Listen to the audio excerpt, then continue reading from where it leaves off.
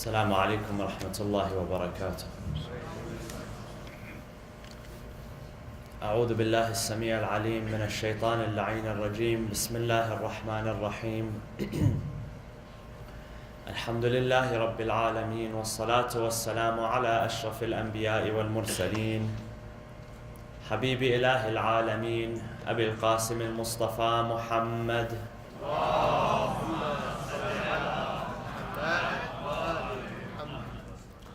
وعلى آل بيته الطيبين الطاهرين المعصومين المنتجبين، صلى الله وسلم عليك يا رسول الله،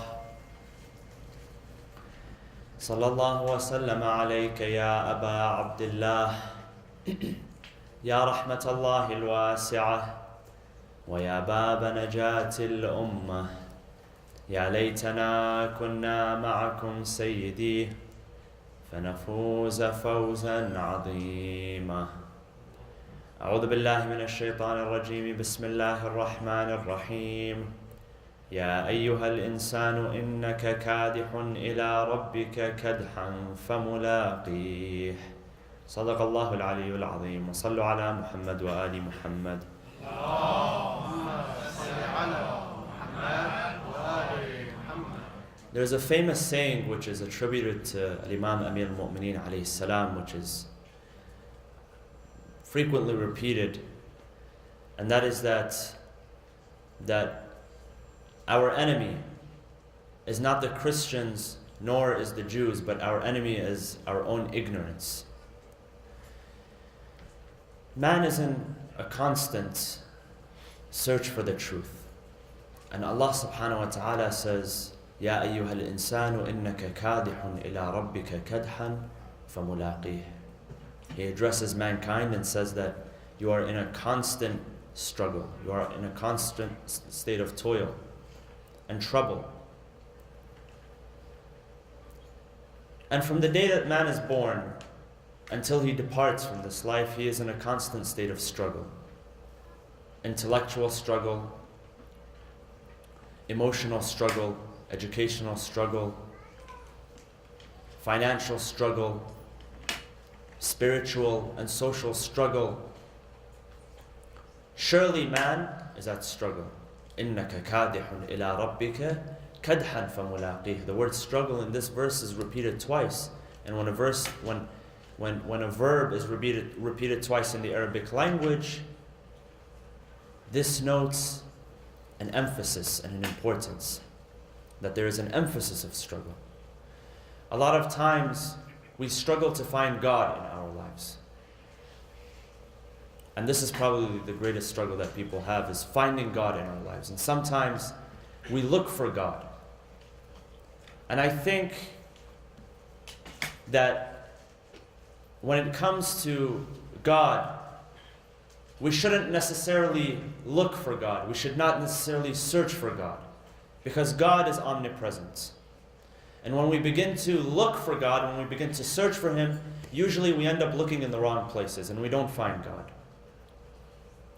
Imam Hussein alayhi salam, in this regard, he says in Dua Arafah, he says, O Lord, he says, when were you ever gone?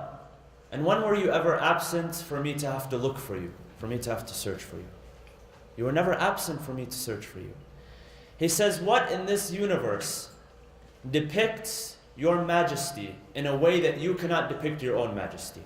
When we say that the skies and the universe and the mountains and this and that are all a depiction of God's image, of God's essence, none of that can depict the majesty of God more than God Himself.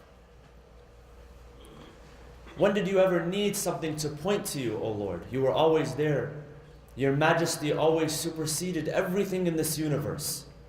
So sometimes we look for Allah subhanahu wa ta'ala, we search for Him and we don't find Him. That's because God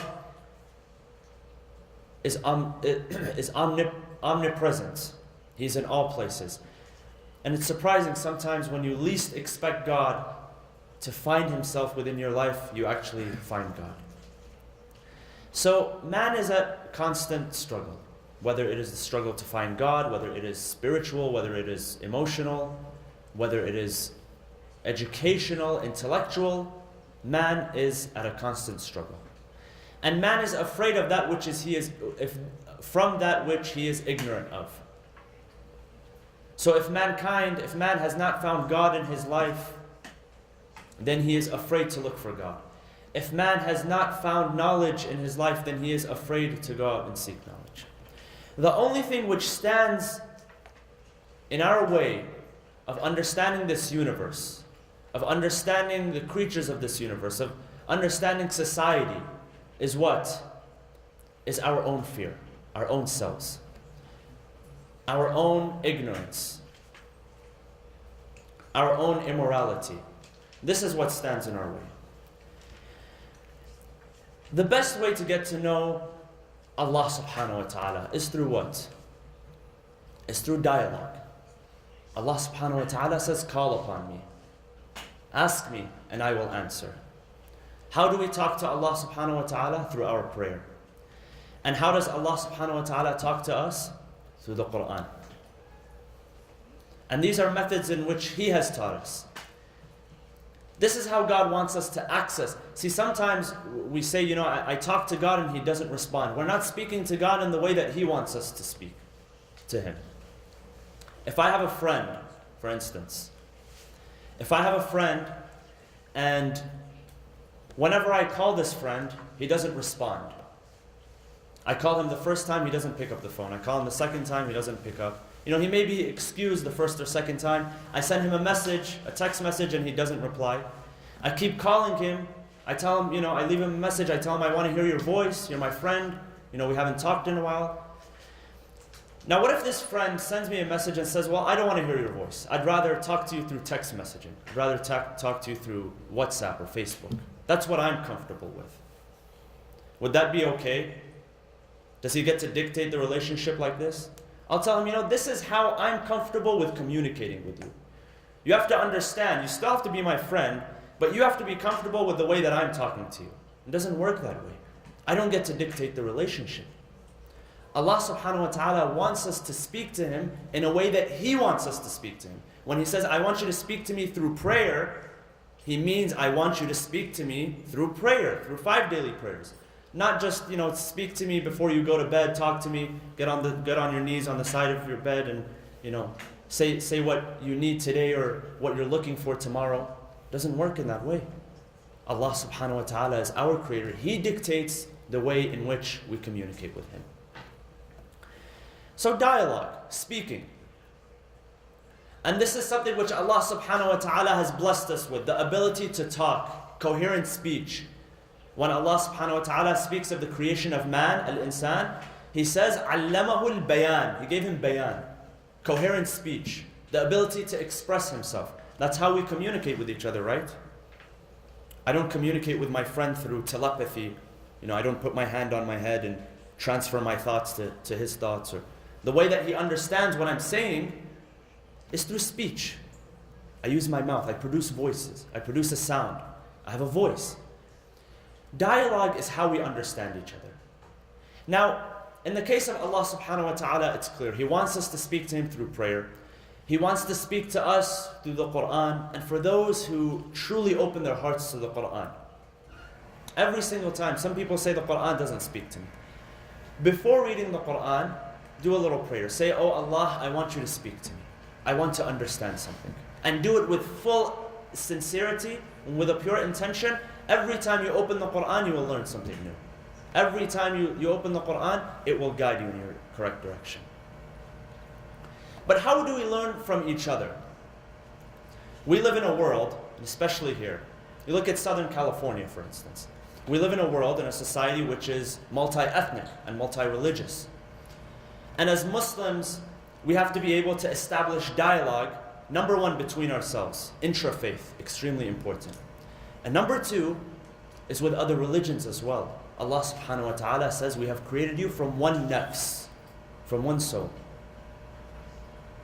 We have created you from one nafs. Your initial creation was from one nafs. And you were created as people for what? So that you may get to know one another. You may get to know each other. In many verses of the Quran, Allah subhanahu wa ta'ala says that had we willed, speaking of himself, we would have created you as one nation. You would have all followed one law. You would have all thought the same way, one religion, spoken one language, worn the same clothes, eat the same food. He says that we created you in different groups as a test for yourselves so that you may search for the truth and so that you may get to know one another. Sallu ala Muhammad wa ali Muhammad.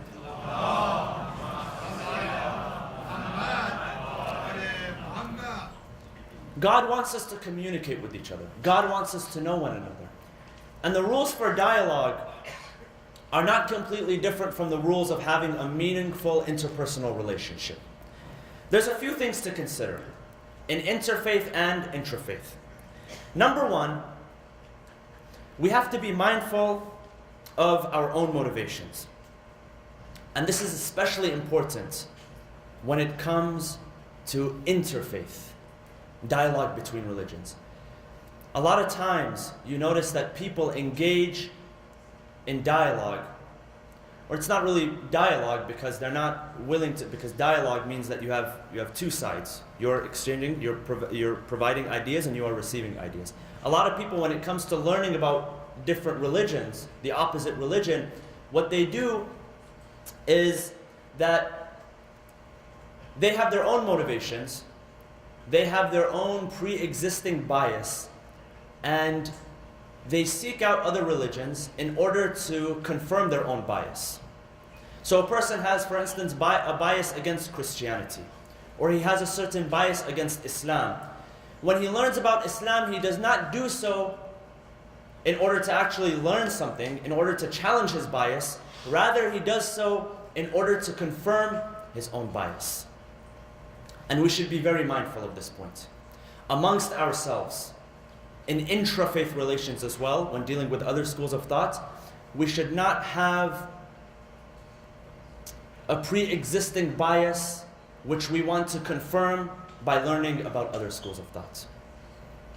Look at what history teaches us.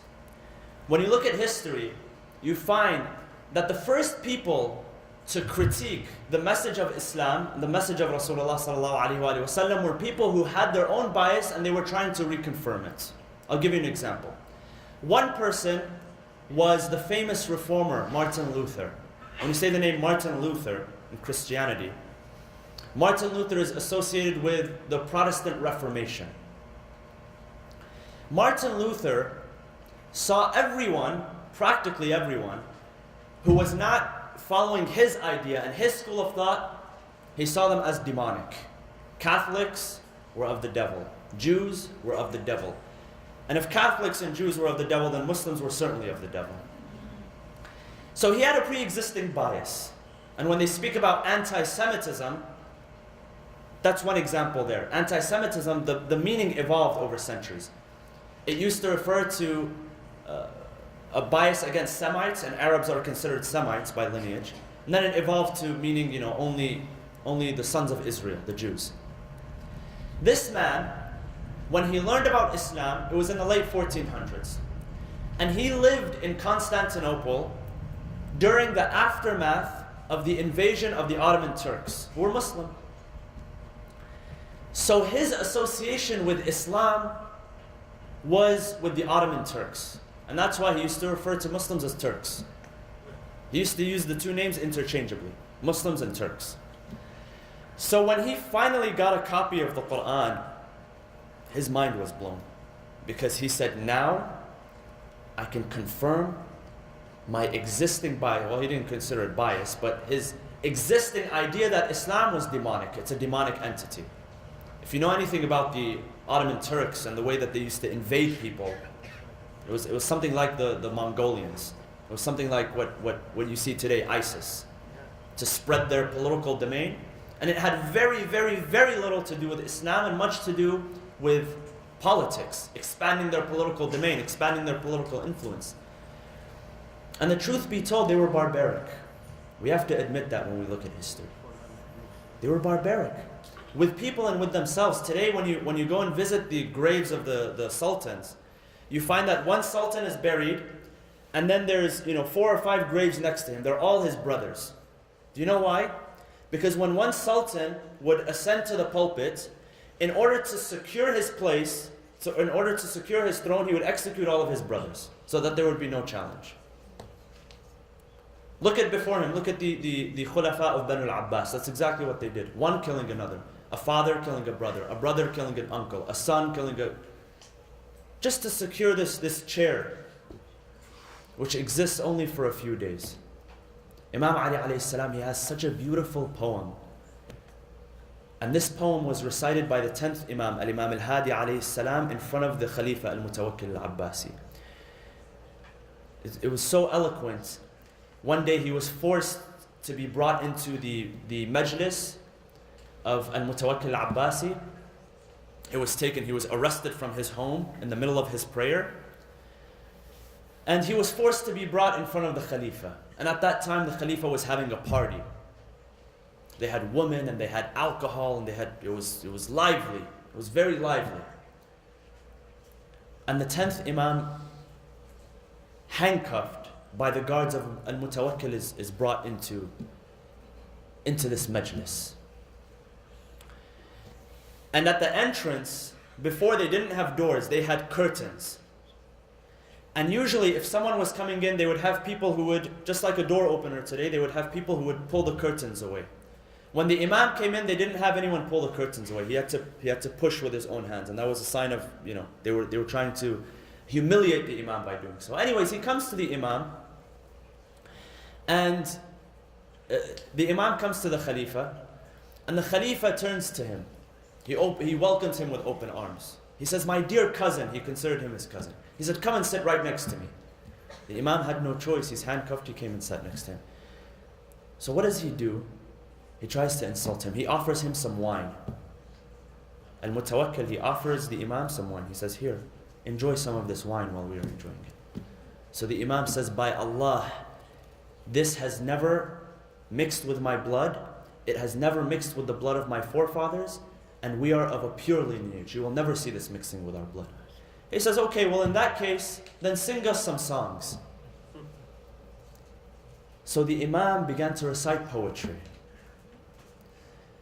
باتوا على قلل الأجبال تحرسهم غلب الرجال فلم تنفعهم القلل واستنزلوا بعد عز عن معاقلهم وأودعوا حفرا يا بئس ما نزلوا. These people, he says, this is how he begins the poetry, that there are people who build for themselves palaces and they build for themselves castles, but those castles and those palaces will not protect them from the holes that are in the ground. He starts speaking about the grave. He says one day they will be called. They will hear a call and they will fall high up from their palaces straight into this hole. And there is nothing to rescue them from this hole. And then he describes what happens to a person in his grave. And then in the end he says the following. He says, نَادَاهُمُ صَارِخٌ مِّن بَعْدِ مَا قُبِرُوا, that a person begins to call them when they are in their grave. Where are your jewels? Where are your crowns? Where are the high beds that you used to sit on? أَيْنَ الْأَسِرَّةُ وَالتِّيجَانُ وَالْحُلَلُ. أَيْنَ الْوُجُوهُ, where are the pretty faces that you used to have? أين الوجوه التي كانت منعمة من دونها تضرب الأستار والكلل فأفصح القبر عنهم. The grave is open in front of them. حين سألهم. And then he says the following. تلك الوجوه, those pretty faces that they had, تلك الوجوه عليها الدود يقتتل. Those very same faces will be filled with insects and maggots eating them from the inside. تلك الوجوه عليها الدود يقتتل يا طالما أكلوا دهرا وقد شربوا. They spent their entire lives eating and drinking. فأصبحوا بعد ذاك الأكل قد أكلوا. And in the end, they were the ones that were eaten by the insects and the maggots and the worms. At this moment, everyone began to weep in the majlis. They were overwhelmed with crying. They went from being happy and into a somber mood, just by a few words. So these people, they would murder one another just for this chair. And what does this chair mean? At the end, it's 6 feet under. There's no more food. There's no more jewelry. None of that gets taken to your grave. So going back to them, these people would murder one another So they were barbaric in their ways. This man who experienced the invasion of Constantinople in the late 1400s by the Ottoman Turks, he had a pre-existing bias. So he was trying to reaffirm his bias by studying the Quran. And that's why his analysis of the Quran was that he said the following. He said, we need to analyze the Quran more. Because the more we analyze the Quran, the more people will run away from it. Just like the Jews. You know, the Jews they're hiding their secrets, and we need to expose their secrets. Likewise, the Muslims are hiding their secrets, and we should expose their secrets. This isn't dialogue. Dialogue isn't going to work in this manner. When we have biased opinions because of something that we see on TV, because of, politics, and we try to reinforce that bias through reading text, that's not going to work. So this is one thing that we should be mindful of. Number two is when it comes to dialogue, interfaith and intrafaith dialogue, we have to be able to acknowledge the problem in our own tradition. The path of Ahlul Bayt alayhimus salam, we believe, is the most holistic approach to everything, to life, to religion, to everything. However, there exist problems not necessarily in the tradition, but sometimes in the way that we understand tradition. There's a lot of stuff in tradition, and even in the Quran, if you ask the average Muslim to interpret this verse, they'll misinterpret it.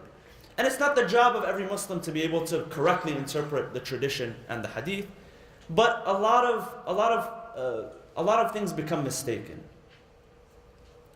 For instance, one very controversial ayah, when Allah subhanahu wa ta'ala says in Surah An-Nisa, الرجال قوامون على النساء بما فضل الله به بعضهم على بعض. That men, this is the interpretation. You look in the Quran, that men have been favored above women. And they'll take this and they'll use this as ammunition. What does this mean? I was reading the other day, it's a beautiful insight by a commentator. He says the only thing which is proven by this verse is not superiority, because the Quran is replete with verses that say that if men do bad, if men do evil, they are punished. If women do evil, they are punished. If men do good, they are rewarded. If women do good, they are also rewarded. Here it is speaking about not inherent superiority. Men and women are at complete parity with each other. Here it is speaking about functional preference. That the man, as the head of the household who has been given the responsibility, and because of this responsibility as a breadwinner, because of this responsibility to manage the affairs of the family, this preference has been given to him. Not for anything else. Not the fact that his biology is different. Not the fact that... And a lot of people, they even have a problem with this. Okay, let's say that we have a problem with this as well. There's problem in our own tradition, and there's problem in other traditions as well.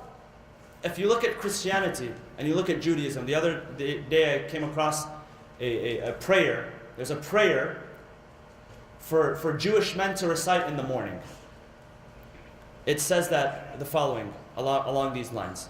O Allah, O God, I thank you for creating me as a man and not a woman. Now, this can be taken out of context. Anyone can take this out of context. You take verses from the Bible. One verse in the Bible, in fact, says the following. Woman, you are the subjects of your men, in the same way that your men are the subjects of God. All of this can be taken out of context.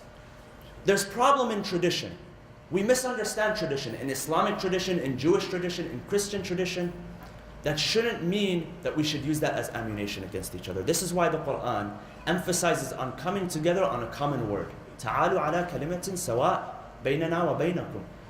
Don't take one of our differences, and that's the problem in tradition, as a starting point for dialogue. Take what is common between us. We worship God. In all traditions, we worship God. We worship one God. Let's use that as a starting point. This is number two. Number three, we have to avoid projecting our problems on other people. And this here could be speculation. I could be right, I could be wrong. You can dispute this as well. But you find that people, when they get into confrontation, when they come into interaction, dialogue, they tend to project their own problems onto other people, the problems of their own tradition. I'll give you an example. You look at the United States, or the West, let's call it the West. And the way Orientalists, not all Westerners, but specifically Orientalists, have over the centuries demonized Islam. Beginning with John of Damascus, who was about 100 years after the Prophet, until the present day. They've demonized Islam. And what are the two problems when it comes to the, let's take an example. When it comes to the personality of the Prophet Muhammad sallallahu alaihi wasallam. What are the problems that they project upon him? Two major problems. Was it that he had bad morals? You know, he used to use profanity? It's not that. Was it that he was a liar? They say that he was a liar. They don't say he was a liar. That's not the biggest problem. There's two problems which they try to blow out of proportion. One is the problem of violence and the other is the problem of sexuality. Those are the two biggest problems. But you look at the West, and the West is obsessed with violence and sexuality. Everywhere you go, you see violence and sexuality. It's on the billboards, it's in the magazines, it's in the video games that our children play. These video games, I've seen them. I've been around them. I've seen these video games. These video games, you go to the Middle East and they're not there. These same video games, they're not there. There they're playing those sports video games. Here it's all violence. It's all shooting people, you know. They get to have the children test the weapons before they send it out to the Navy SEALs. This society, TV, magazines, games, books, billboards, cartoons, even cartoons. I remember watching cartoons as a child in the mornings. Now when I see cartoons, sometimes I have to look away. Sometimes I have to close my own ears. It is a nation which is obsessed with violence and sexuality. And so they begin to project their problems onto other people. It's like a child who suffers abuse at a young age, and when he grows up, he begins to project this problem that he has onto other people. So we should be mindful of that. And number 4, we should try to learn from one another rather than learning about one another. Because when we try to learn about one another, we're automatically assuming a distance. If I try to learn about Sunni Islam, for instance, or if I try to learn about Judaism or about Christianity, I'm automatically assuming a distance. And this is exactly what Westerners and Orientalists did when it came to the case of Islam, is that they tried to learn about it. What is this new phenomenon? How did it grow so quickly within, a century? How did it grow to expand what is today 50 countries within a matter of 100 years or less than 100 years? By the time that Amir al-Mu'mineen was Khalifa, 35 years later, it expanded the empire to what is today about 50 countries, that area. How did it expand so quickly? It was a phenomenon. They couldn't understand it. They didn't want to learn from it. They wanted to learn about it. And they assumed a distance. And when you assume a distance from something, when you're trying to be extremely objective, you kind of miss the point. And that's why a lot of Westerners and Orientalists, Western historians and Orientalists, they made mistakes when it came to Islam.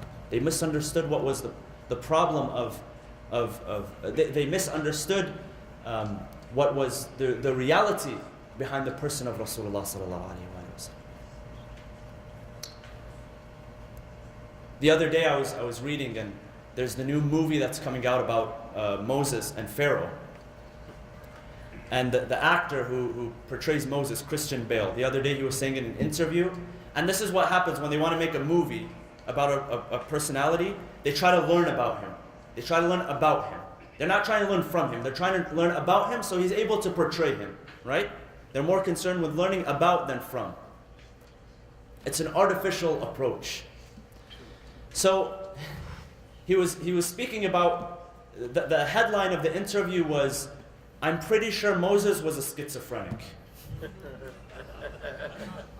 After studying his actions and the way he dealt, I'm pretty sure that Moses was a schizophrenic. That's what happens when you're trying to learn about something and not from something. There's a lot, brothers and sisters, that we can learn from other schools of thought. Not that the school of thought of Ahlul Bayt needs more progression. In itself, it's a perfect approach. It's a holistic approach.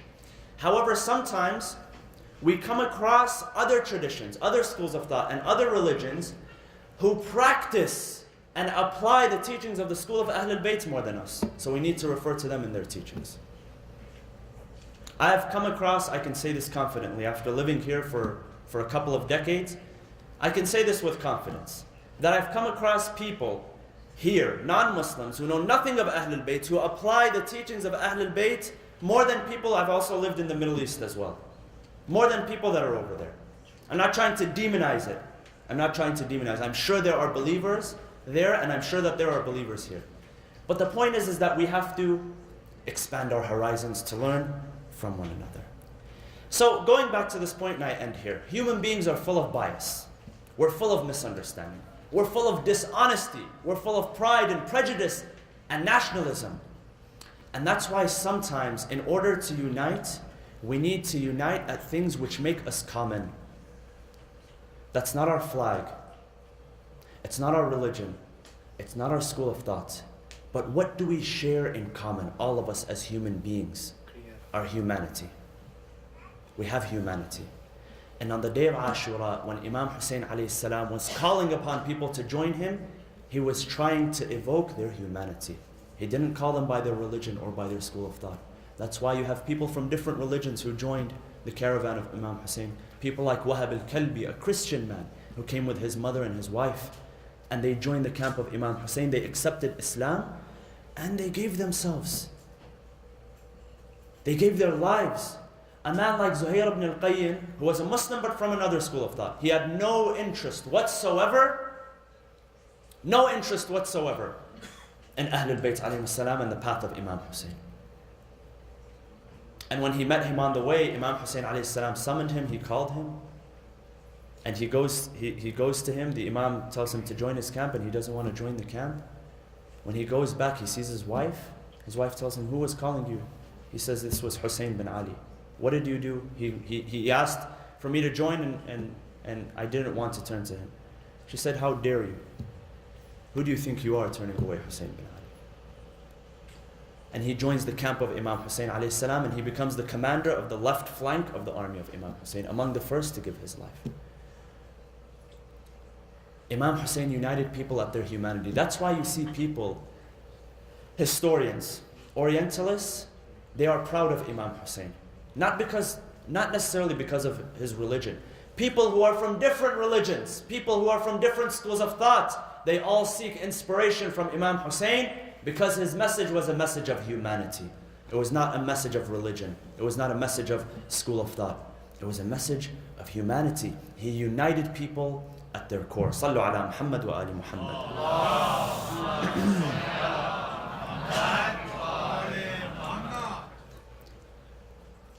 Among the family members of Imam Hussein alayhi salam who bravely gave their lives after the companions was a young man by the name of Al-Qasim ibn al-Hasan. Al-Qasim ibn al-Hasan alayhi salam was the son of the second Imam, Al-Imam al-Hasan. According to historians, Al-Imam al-Hasan had 4 sons who were present on the day of Ashura. Abdullah al-Akbar, Abdullah al-Azghar, Al-Hasan al-Muthanna, Hasan the second, and Al-Qasim. 3 of them gave their lives for the sake of Imam Hussein alayhi salam. One of them gave his life as he was sitting on the chest of Imam Hussein alayhi salam in his final hours.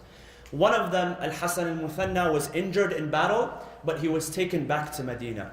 All of the Sada, the Sayyids, which come from the lineage of Al-Imam al-Hasan today, come from the lineage of this young man who went out in battle, he was injured, and he came back. He came back to Medina, he became a scholar, and he produced a very blessed lineage. Among them was Al-Qasim ibn al-Hasan. Al-Qasim ibn al-Hasan alayhi salam, when his father passed away, he was only a few years old. So he came under the protection and the care of his uncle Al-Imam al-Hussein alayhi salam. On the day of Ashura, when he saw that the companions had perished, when they had given their lives for martyrdom, when the family members had given their lives for martyrdom, Ali al-Akbar, the first to give his life for martyrdom. The sons of Aqil then came, they also gave their lives. By the way, Al-Aqil, the brother of Imam Hussein alayhi salam, the brother of Imam Ali alayhi salam, his lineage on the day of Karbala and after the day of Karbala completely perished. They gave away everyone that they had. Even the small children that were left behind were taken and executed. There is no lineage to this man because of what happened on Ashura. Al-Imam al-Hasan alayhi salam left behind this dear son, Al-Qasim, When Al-Qasim saw that all of his cousins had gone into battle, his uncles had gone into battle, his companions had gone into battle, he came in front of Imam Hussein alayhi salam. He began to weep in front of Imam Hussein. Sayyidi Aba Abdullah, allow me the opportunity to go and defend you. He turns to him, he says, Bunayya Qasim, Anta wadi'atu akhi al-Hasan.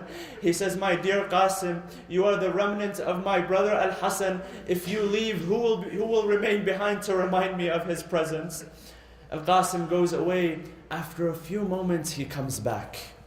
He comes back and he says, Sayyidi Aba Abdullah, I have something for you to see.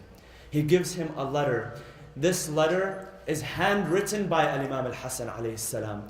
And it is addressed to his son Al-Qasim. It says, Bunayya Qasim, إذا اشتدت عليك الأمور فعليك بنصرة عمك الحسين. My dear Qasim, you will find yourself in hardship. You will find yourself in trouble one day. On that day when there is fitna and when there is trouble, it is incumbent upon you, I make it wajib upon you to defend your uncle Hussein.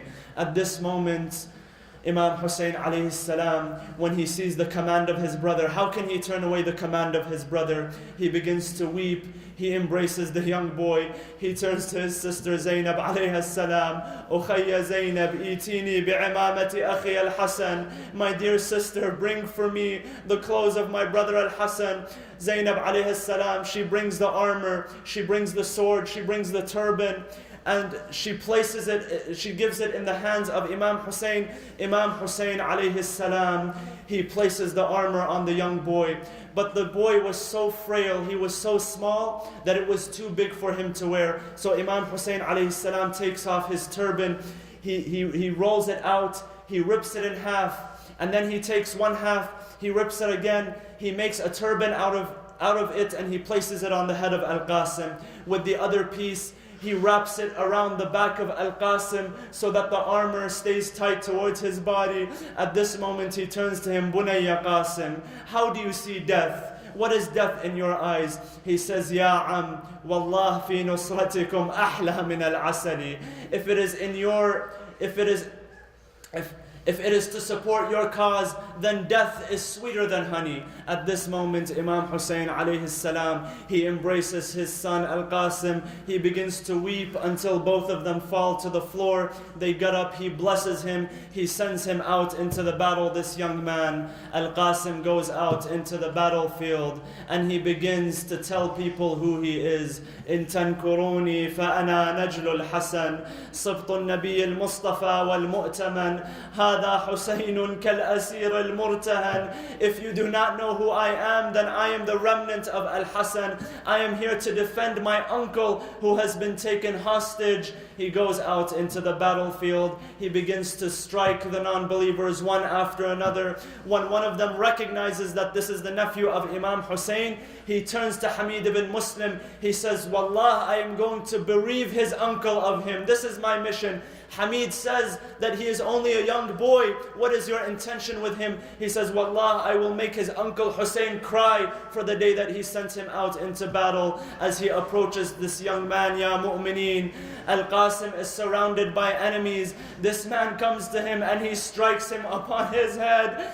The young man falls to the floor. He begins to bleed. The blood begins to cover his eyes. He does not know who is about to strike to him. At this moment, Imam Hussein rushes out into the battlefield. Imam Hussein attacks the person who attacks Al-Hasan, and this person falls between the horses and his body gets trampled by the horses.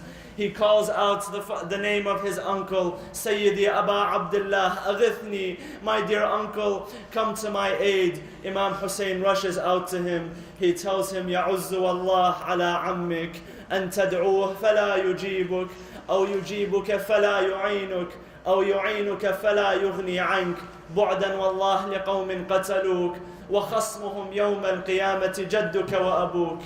It is with great sorrow that I come to you, but I cannot offer you any aid. Wallah, have a few moments of patience, For the people who killed you, their enemy will be your father and your grandfather on the Day of Judgment. Imam Hussein alayhi salam, at this moment, he brings Al-Qasim back to the tent. And the narrators say that he places him next to his son Ali al-Akbar, and he places himself in the middle of them. He turns to his right, he looks at Ali al-Akbar. He turns to his left, he looks at Al-Qasim, both of them slain, not knowing which one is more dear to him. Inna lillahi wa inna ilayhi raji'un. وَسَيَعْلَمُ الَّذِينَ ظَلَمُوا أَيَّ مُنْقَلَبٍ يَنْقَلِبُونَ وَالْعَاقِبَةُ لِلْمُتَّقِينَ. Brothers and sisters, please raise your hands. And let us make dua that Allah subhanahu wa ta'ala accepts us among His righteous servants.